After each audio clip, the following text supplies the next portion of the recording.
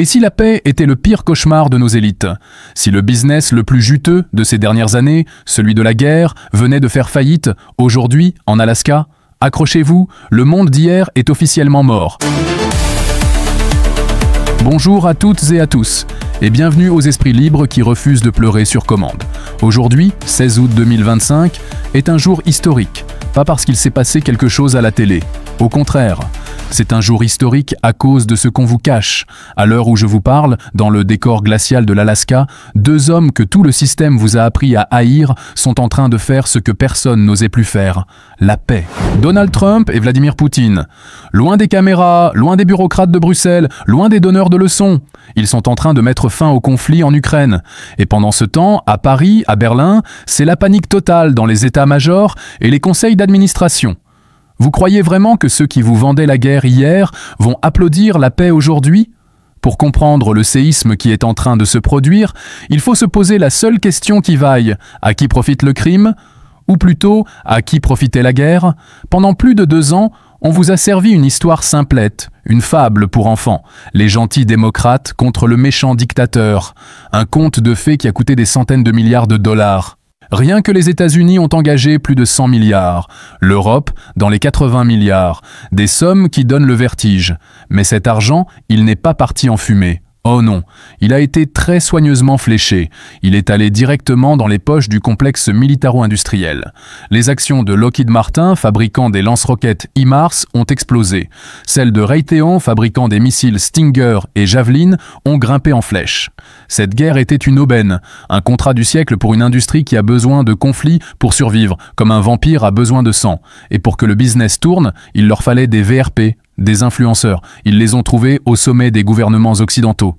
Et le meilleur commercial de tous, le plus zélé, le plus convaincu, ce fut notre président Emmanuel Macron. Il s'est découvert une âme de chef de guerre, il a vidé les stocks d'armes français, promis un soutien jusqu'au bout, et a même, dans un délire quasi messianique, menacé d'envoyer des troupes au sol. Il était prêt à sacrifier la jeunesse française pour les profits de Northrop Grumman. Sauf qu'aujourd'hui, le patron de la Maison-Blanche a changé. Et ce n'est pas un idéaliste, c'est un comptable. Donald Trump a regardé la facture. Il a vu que pendant que l'Amérique se saignait pour une guerre de frontières en Europe, la Chine était en train de devenir le maître du monde. Alors il a fait ce que n'importe quel patron pragmatique ferait. Il a coupé les dépenses inutiles. Ce sommet en Alaska, ce n'est pas de la grande diplomatie, c'est une restructuration d'entreprise. Trump et Poutine, deux cyniques magnifiques, ont compris qu'ils avaient plus à gagner à s'entendre qu'à laisser leur sous-fifre jouer avec des armes nucléaires.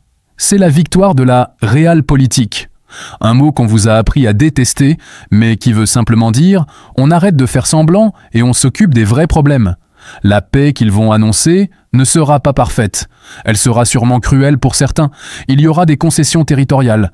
L'Ukraine ne retrouvera sans doute jamais ses frontières de 1991. Mais elle mettra fin à l'hécatombe. Elle permettra à des millions de gens de rentrer chez eux et de reconstruire.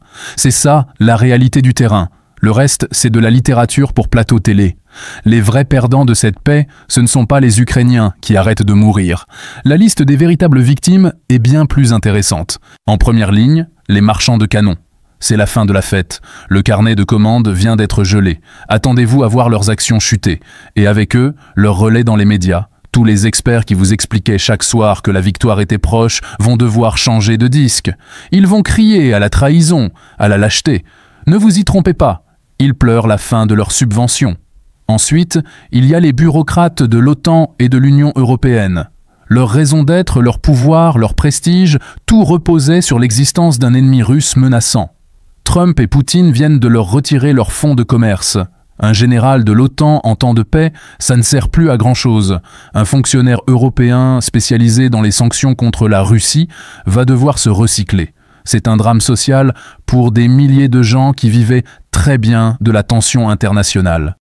Et enfin, le plus grand perdant, le plus humilié, le plus pathétique de tous, Emmanuel Macron. Il se réveille en Churchill, il finit en VRP d'une guerre qui n'aura pas lieu. Sa sortie sur l'envoi de troupes restera dans l'histoire comme l'une des plus grandes gaffes diplomatiques du XXIe siècle. Il a parlé et personne n'a écouté. Pire, les deux principaux concernés se sont rencontrés sans même l'inviter. C'est la fin du fantasme d'une Europe puissante dirigée par la France. L'Europe n'est pas une puissance, c'est un protectorat. Et quand le patron du protectorat décide de changer de stratégie, les gérants locaux n'ont plus qu'à se taire et obéir. Macron est nu et le monde entier le voit. Quant à Zelensky, le système l'a transformé en icône pour mieux le sacrifier. On l'a poussé à une guerre totale, on lui a promis une victoire impossible. Cette paix, imposée de l'extérieur, est peut-être la seule chose qui pouvait le sauver de sa propre légende. Elle le force à devenir un homme d'État et à cesser d'être un martyr. C'est une pilule amère, mais elle sauve son pays de l'anéantissement total. La suite est écrite. Dans les semaines à venir, vous allez assister à une gigantesque campagne de communication pour vous faire détester cette paix. On va vous dire que c'est une nouvelle version des accords de Munich, que céder à Poutine est une honte. C'est l'ultime mensonge de ceux qui ont perdu. Ils comparent un règlement de conflit régional à la Seconde Guerre mondiale. Ils sont prêts à tout pour relancer la machine à guerre. Ne tombez pas dans le panneau. La vérité est simple. Deux hommes pragmatiques ont décidé que les vies de leurs soldats et l'argent de leurs contribuables valaient mieux que les beaux discours des élites européennes. C'est peut-être cynique, mais c'est terriblement efficace. Pour résumer, la réunion d'Alaska est un coup de force contre l'establishment de la guerre. C'est la preuve que les conflits ne s'arrêtent que lorsque les puissants décident qu'ils n'y ont plus intérêt. Trump et Poutine, pour des raisons qui leur sont propres et qui n'ont rien à voir avec la morale, viennent de casser le jouet préféré de nos dirigeants. Ils ont mis fin à la récréation. Les vrais perdants sont les pyromanes, les profiteurs et les politiciens qui se sont construits une stature sur des montagnes de cadavres. On vous a dit de vous préparer à une guerre longue. Il semblerait que deux hommes aient décidé de vous offrir la paix. Ne vous attendez pas à ce que vos journaux télévisés les remercient. Alors, cette paix forcée, vous la voyez comme une trahison honteuse ou comme un soulagement pragmatique? Le débat est crucial, alors lâchez-vous dans les commentaires. Et pour continuer à recevoir des analyses qui ne suivent pas la ligne de BFM TV, vous connaissez la musique. Abonnez-vous, activez la cloche, mettez un pouce en l'air, faites-le s'il vous plaît.